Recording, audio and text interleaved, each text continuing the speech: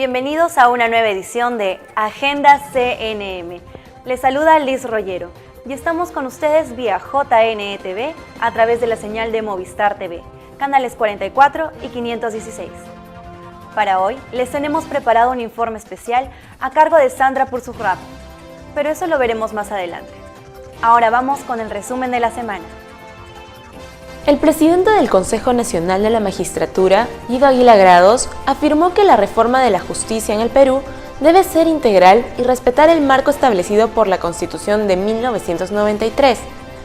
Fue durante el foro nacional denominado La Reforma del CNM en Debate, desarrollado el 11 de septiembre en el Colegio de Abogados de Lima.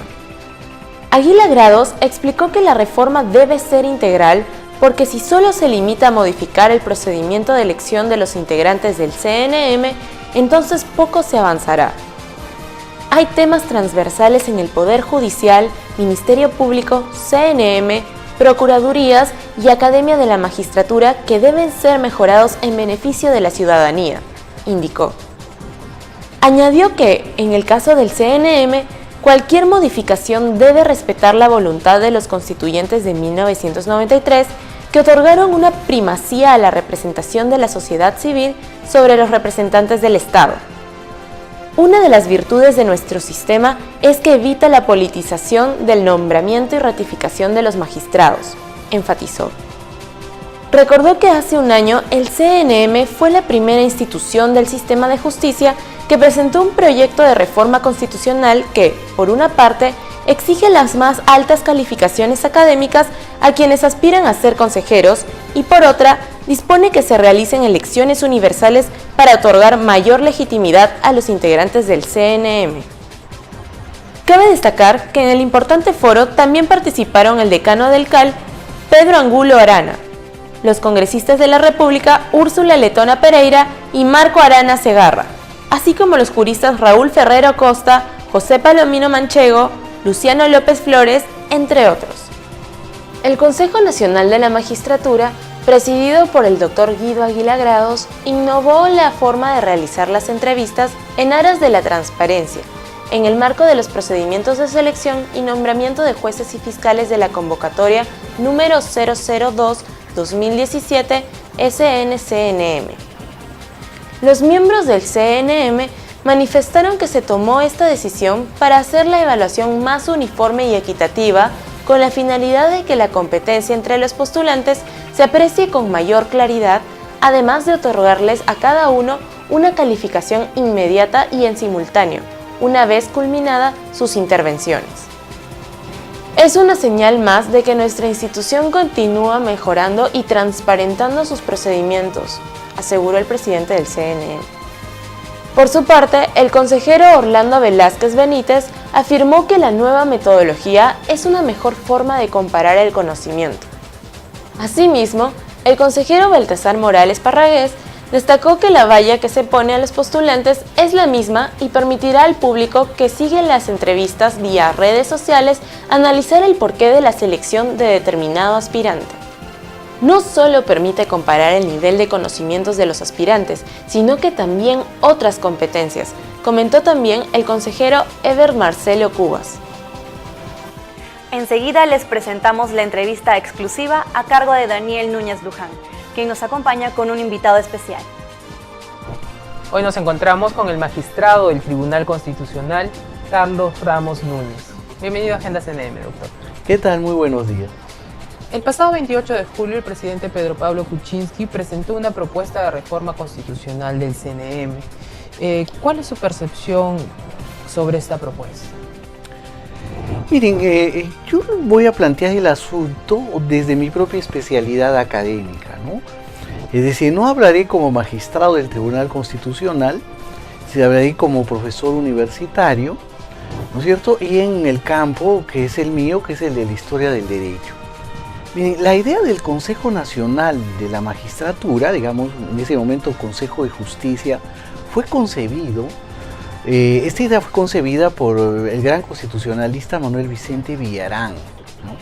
Y por los miembros que formaban parte de la comisión que fue convocada para presentar al gobierno de Sánchez Cerro el año 1931, un anteproyecto de constitución.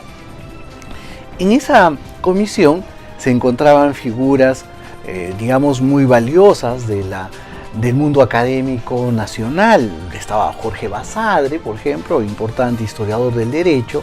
Se encontraba también José León Barandiarán, entonces un joven civilista que acababa de escribir un libro de derecho constitucional que era sobre la Constitución del Weimar. Se encontraba también Emilio Romero, un geógrafo importante, un geógrafo puneño, y naturalmente Manuel Vicente Villarán y otras personalidades de las distintas áreas de la cultura. ¿Qué se planteaba? Bueno, en el artículo que vamos a publicar, dicho sea de paso, el Centro de Estudios Constitucionales publica en estos días el anteproyecto Villarán. En el artículo 137 de ese proyecto se creaba el Consejo de Justicia, ¿no? Ese Consejo de Justicia estaría integrado, con el propósito de evaluar a los magistrados, estaría integrado por el decano del Colegio de Abogados de Lima y por los exdecanos del Colegio de Abogados de Lima. Además, por el decano y los exdecanos de la Facultad de Derecho de la Universidad de San Marcos y por delegados de las facultades de Derecho y colegios de abogados de la República. Es decir, la idea de Manuel Vicente Villarán era evitar la participación política en la composición de este órgano, ¿no? Y la razón era bastante lógica.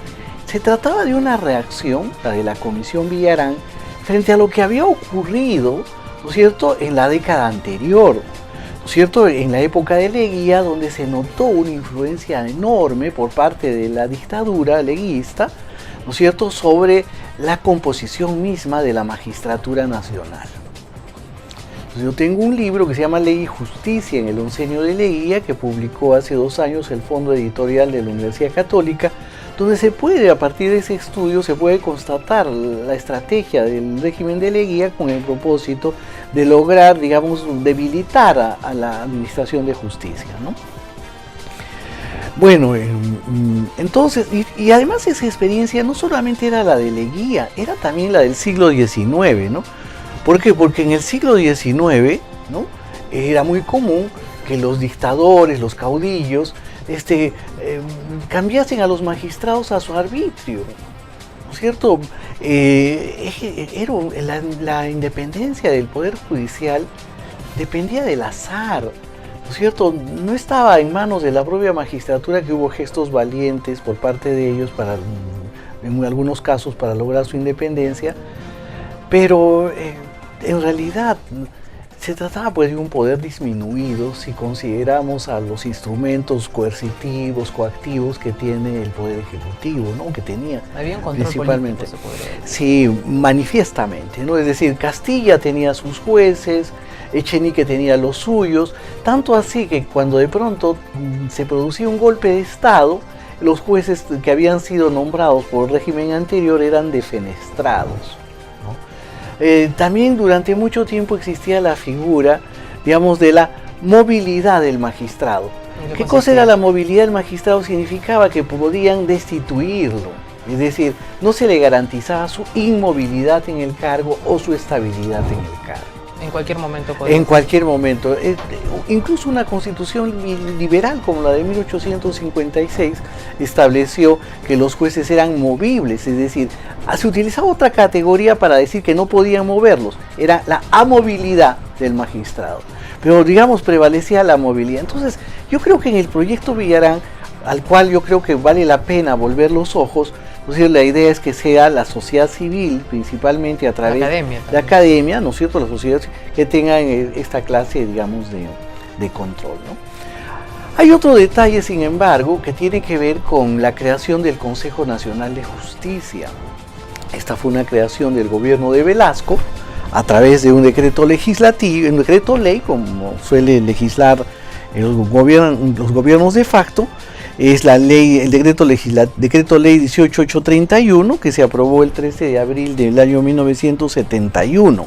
Ahí sí había una composición, digamos, de 10 miembros del Consejo Nacional de Justicia y que estaba integrada. Estos 10 miembros eran los siguientes: 2 eran representantes del Poder Legislativo, que en ese momento no funcionaba porque estaba clausurado, eso no deja de ser la ironía. 2 eran representantes del Poder Ejecutivo, ¿no es cierto? Ya eran 4. 2 eran representantes del Poder Judicial, ya son 6. Bueno, 1 de la Federación de Colegios de Abogados, otro del Colegio de Abogados de Lima y 2 representantes en esa época no había facultades, sino programas académicos de derecho de 2 de las universidades más antiguas del Perú, ¿no? Es decir, prevalecía en esta composición, sin embargo, ¿no es cierto?, si eran 6, los representantes del Poder Ejecutivo, del Poder Legislativo, que no existía en ese momento, no había funcionamiento de las cámaras, ¿no es cierto?, eran representantes del Poder Ejecutivo también, y los representantes del Poder Judicial. Entonces, algo que debe recordarse es que fue un modelo, digamos, polémico, controvertido, que además ofrece una serie de ejemplos que se dieron. El Consejo Nacional de la Magistratura de Justicia de la época persiguió, por ejemplo, al decano del Colegio de Abogados de Lima, al doctor Ugarte del Pino, Vicente Ugarte del Pino, por un lado porque se opuso a los alcances del contrato del oleoducto, ¿no es cierto?, que se hizo con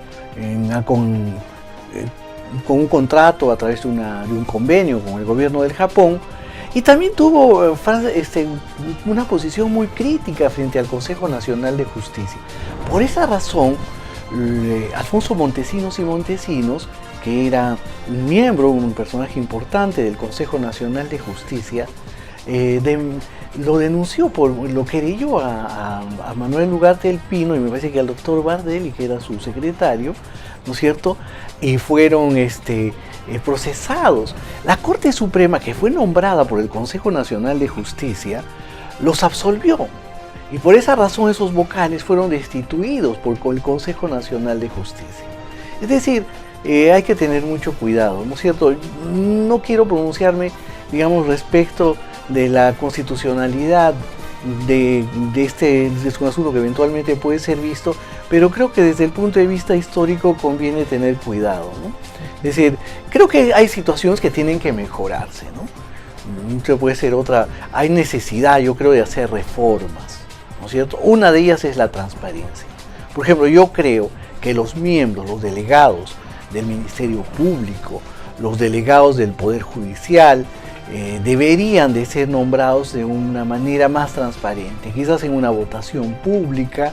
Es decir, creo que el mecanismo hasta hoy existente no es un mecanismo transparente, ¿no es cierto? Ahí yo creo que tienen que hacerse cambios, ¿no? Doctor Ramos Núñez, vamos a ir a una breve pausa y volvemos en Agenda CNN. Bueno.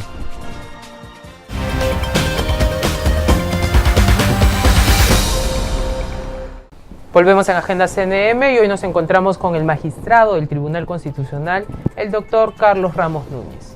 Él nos viene contando la historia de cómo fue creado el Consejo Nacional de la Magistratura o las distintas propuestas que existieron durante los diferentes periodos de nuestra República.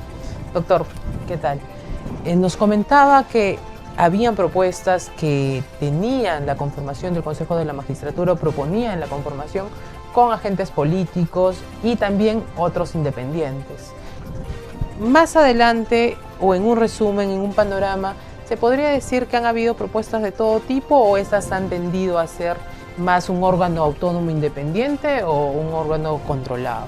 Mire, yo tengo la impresión que hay una marcha hacia una suerte de autonomía, ¿no es cierto?, desde el punto de vista histórico. Yo diría que además es gradual. Normalmente la historia es un camino de marchas y contramarchas, ¿no?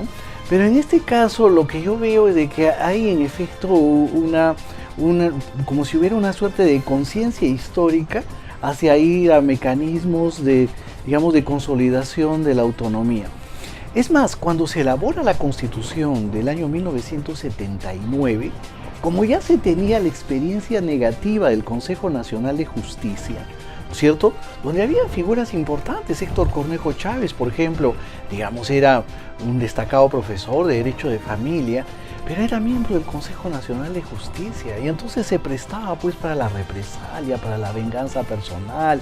Es decir, era desgraciadamente este sistema digamos, de representación del poder legislativo, que no lo había del ejecutivo o del judicial, se prestaba a una serie de situaciones, yo diría, arbitrarias, ¿no? Entonces, los constituyentes del año 79, ¿no es cierto?, crearon el Consejo Nacional de la Magistratura. Es la primera vez que se creó el Consejo Nacional de la Magistratura desde el punto de vista constitucional.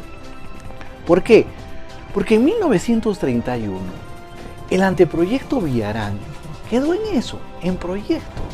Entonces, no obstante que habían figuras importantes como Emilio Romero, Toribio Alaiza Paz Soldán, un gran estudioso del derecho procesal y del derecho constitucional también, Luis E. Valcárcel, el famoso historiador cusqueño, es decir, García Castañeta, que era un juez de carrera, ¿no? Presentaron eso. En realidad, cuando se dicta la Constitución de 1933, no se recoge la figura del Consejo de la Magistratura. Sí, se tenía temor, es decir, prefería el Ejecutivo, ¿no es cierto?, que además había expulsado en el proceso constituyente a los militantes del APRA, del proceso constituyente, de tal manera que en su génesis la misma Constitución de 1933 no era tan democrática, no incluyó al Consejo Nacional de la Magistratura. La oportunidad fue el año 79. Y se trató, yo diría, de una reivindicación. ¿Y cuál es la composición del Consejo Nacional de la Magistratura del año 1979? De acuerdo al artículo 246 de ese texto constitucional, dice: está integrado el Consejo Nacional de la Magistratura de la forma siguiente: el fiscal de la Nación, que lo preside, 2 representantes de la Corte Suprema, ¿no?, un representante de la Federación del Colegio de Abogados del Perú y un representante del Colegio de Abogados de Lima, 2 representantes de las facultades de Derecho. Pero en este texto, si bien hay representantes del Poder Judicial a través de la Corte Suprema, hay también pues representantes, no hay representantes ni del Poder Legislativo ni del Poder Ejecutivo. Entonces aquí lo que se ha buscado, evidentemente, es evitar la situación de la década anterior, ¿no es cierto?, de los años anteriores, de la época de la dictadura militar de Velasco, Morales Bermúdez, ¿no? Es decir, eso creo que grafica muy bien, ¿no es cierto? Ahora, el gran problema de la Constitución del año 1979 es que sí, en una etapa que era decisiva, dejaba en manos del presidente de la República que el nombramiento de los magistrados. Es decir, el Consejo Nacional de la Magistratura lo que hacía era evaluaba y presentaba una terna, por decirle, es decir, a la plaza de vocal supremo, ahora juez supremo, había una plaza vacante, había un concurso, el Consejo Nacional de la Magistratura hacía la evaluación y presentaba por lo general en orden de méritos una terna de 3 personas, ¿no es cierto? Y podía escoger, ¿no es cierto?, entre una de ellas. El problema es que esa facultad que tenía el presidente de la República, que normalmente se tramitaba a través del Ministerio de Justicia, daba lugar pues a ciertas preferencias. Esta es una parte, digamos, negativa de la Constitución, ¿no? Por esa razón, la Constitución de 1933 deja en manos del propio Consejo Nacional de la Magistratura, ¿no es cierto?, la elección, el nombramiento de los magistrados, y le quitó esa prerrogativa al presidente de la República. Hay un detalle, sin embargo, que es distinto. En el modelo de la Constitución de 1979 hay un modelo descentralizado, porque existían consejos distritales de la magistratura, es decir, que evaluaban a los candidatos a jueces de paz letrados, jueces de primera instancia, en fin, ¿no? En cambio, el Consejo Nacional de la Magistratura, con sede en Lima, evaluaba a los que eran candidatos a vocales superiores, como se les llamaba entonces, o vocales supremos. Entonces, esa parte descentralizada resultó un esfuerzo, a mi juicio, interesante de descentralización, pero también fue criticado porque se prestaba a ciertos caudillismos regionales, en fin, ¿no? Pero tenían un gran protagonismo los colegios de abogados, claro, ¿cierto?, en la evaluación, en la composición de los consejos distritales de la magistratura. Con relación a la Constitución de 1993, que es la actual conformación del Consejo Nacional de la Magistratura, que es un representante del Poder Judicial, un representante del Ministerio Público, representantes de la sociedad civil y de la academia, ¿cuáles considera que serían las mejoras que se podrían aplicar para que este sistema, esta forma sea mantenida, ya que por muchos países es considerada positiva? Mire, yo creo que hay que hacer algunos ajustes, ¿no? Pero que no cambian la esencia del texto constitucional. Por ejemplo, creo que es necesario, y esto podría hacerse incluso a nivel de reforma no constitucional, sino legislativa, estimo. Es decir, los representantes del Poder Judicial y del Ministerio Público, yo creo que deben ser resultado de una elección. Es decir, más democrática, más transparente. El Consejo Nacional de la Magistratura presentó una propuesta de reforma propia. En esta propuesta se señala que el representante del Poder Judicial y el representante del Ministerio Público sean elegidos en elecciones universales y democráticas por todos los jueces del país y por todos los fiscales. Si esa propuesta prospera, en buena hora, ¿no es cierto? Me parece muy buena. Es decir, me parece muy buena y es necesario que se implemente pronto. ¿No es cierto? ¿Por qué? Porque el otro sistema es que no puede haber secretismo en una sociedad en la que se exige transparencia. Es decir, ¿por qué? Porque si hay secretismo puede haber hipoteca. Es decir, ¿no es cierto? El compromiso respecto de un grupo, de una institución inclusive. Creo que lo propio pasó con los colegios profesionales, ¿no es cierto? La representación a mí no me parece mal, pero los procesos tienen que hacerse democráticamente. De tal manera que haya elección universal, ¿no es cierto? No una elección nominal de dedo o algo así. Es decir, yo creo que igualmente ese modelo está bien. Hay otro detalle respecto a las facultades de derecho, ¿no? Que quizás haya necesidad de hacer algunos cambios. ¿Por qué? Porque han proliferado, ¿no es cierto?, las facultades de derecho. Y lo mismo puede ser la Facultad de Derecho de San Marcos que la Facultad de Derecho de una universidad recién creada. Yo creo que es necesario que se hagan algunos ajustes, ¿no es cierto? Es decir, que sean, por ejemplo, las 4 o 5 facultades de derecho más antiguas de Lima, o las 4 o 5 más representantes de las facultades de derecho más antiguas del Perú, ¿no es cierto? Yo creo que ahí valdría la pena hacer alguna modificación. Lo importante es que la misma institución reconoce que es necesario el cambio y es necesario mejorar. Doctor Ramos Núñez, próximamente el Centro de Estudios Constitucionales va a hacer la presentación de un importante libro. Quisiéramos que extienda la invitación a todo nuestro público. Bueno, hablábamos precisamente del proyecto Villarán, ¿no es cierto? Y cómo este proyecto creó o propuso la creación de un Consejo de Justicia, el antecedente del Consejo Nacional de la Magistratura. Pues entonces el Centro de Estudios Constitucionales va a presentar en versión impresa y también digital la exposición de motivos del anteproyecto de Constitución de 1931 de Manuel Vicente Villarán. La cita será en el Tribunal Constitucional a las 6:30 de la tarde y bueno, y quedan todos ustedes invitados el día viernes 22 de septiembre. Pues ahí está la invitación y esperemos que todos nuestros televidentes asistan a esta importante sesión.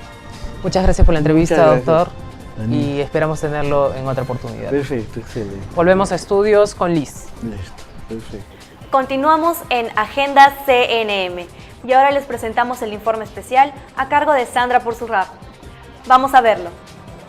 El doctor Iván Noguera Ramos, consejero del Consejo Nacional de la Magistratura, nos expresó su opinión sobre la propuesta de reforma constitucional del organismo autónomo, presentada por el presidente de la República, Pedro Pablo Kuczynski. Que el presidente tiene el mejor deseo de querer hacer las cosas lo mejor posible, por algo es el presidente del Perú, y perfecto, en buena hora, que ha presentado su iniciativa, repito una vez más, con el mejor deseo y la mejor intención de hacer las cosas bien. Yo considero que a veces las intenciones a veces no alcanzan también. Es importante conocer el mundo jurídico, ser abogado, ser jurista y y solamente de esa forma uno puede entender el problema por dentro, ¿no? Pero está muy bien, cualquier ciudadano, cualquier congresista, ministro, en este caso presidente de la República, tiene todo el derecho de con su intención buena, plasmar sus ideas, está muy bien. Asimismo, afirmó como posición personal que la Iglesia debería estar representada en el CNM mediante la elección de 2 consejeros que se sumarían a los 7 actuales. Yo, por ejemplo, tengo una posición diferente. A mí me gustaría que esté la Iglesia, distinta a lo que dice el presidente de la República y distinto a lo que dice el propio CNM, al cual yo pertenezco. Si yo fuera el presidente del CNM y planteara yo mi propuesta, yo obviamente tendría 2 representantes de la Iglesia. Sobre la necesidad de una reforma en el CNM, el doctor Noguera Ramos consideró que el CNM debe exigir más requisitos, al igual que en el caso de la Academia de la Magistratura. En el tema del CNM hay que poner mayores requisitos, nada más. En la Academia de la Magistratura hay que poner más requisitos. No es solamente que vayan supremos, a mi entender, y esto lo decimos constructivamente, que vayan supremos, que vayan consejeros, que vayan fiscales supremos, jueces supremos, no, o abogados que representan. Yo pienso que si es una academia de la magistratura, debe exigirse que mínimo el supremo que vaya, el representante de los abogados que vaya, debe ser doctor en Derecho, no puede ser menos, porque es una academia de magistratura, no puede ser uno con título de abogado y con grado de bachiller, es mi opinión, y con eso no hay nada malo. Igual el fiscal supremo con grado de doctor, el juez supremo con grado de doctor, el representante del Consejo Nacional de Magistratura con grado de doctor en Derecho, que por lo menos sea profesor principal, porque ok, será magistrado del Poder Judicial, Ministerio Público o miembro del CNM o abogado que representa, pero cualquiera no llega a ser profesor principal, así como cualquiera no llega a ser supremo. Un profesor principal se quema las pestañas, pasa concursos, no es cualquier profesor. Entonces yo cambiaría la situación de la academia. Para el tema del consejo igual, poner filtros, que sean doctores, los que vienen pues por el Colegio de Abogados, doctores en Derecho. Respecto a las elecciones de los representantes en el CNM de la Corte Suprema de la República y la Junta de Fiscales Supremos, mostró su respaldo a la propuesta de la institución que conforma para que se dé una votación universal de todos los jueces y fiscales del país. Después que se reforme el CNM, como se está planteando nuestro presidente Guido Aguila muy bien, y yo también estoy proponiendo 2 representantes de la Iglesia, que el Poder Judicial y el Ministerio Público ellos mismos no se estén investigando, que la investigación de jueces y fiscales de menor rango pase al CNM, pero un CNM ya reformado, ¿no? Así como es necesaria una reforma en el Consejo Nacional de la Magistratura, de igual forma son indispensables los cambios en otras instituciones del sector en pro de la optimización de todo el sistema de justicia. Por otra parte, el doctor Iván Noguera Ramos expresó que tras darse este paso importante, el control disciplinario de jueces y fiscales debería ser atribución del nuevo CNM. Muchas gracias por su sintonía y no se olviden de seguirnos también por nuestras redes sociales que aparecen en pantalla. Hasta la próxima edición de Agenda CNM.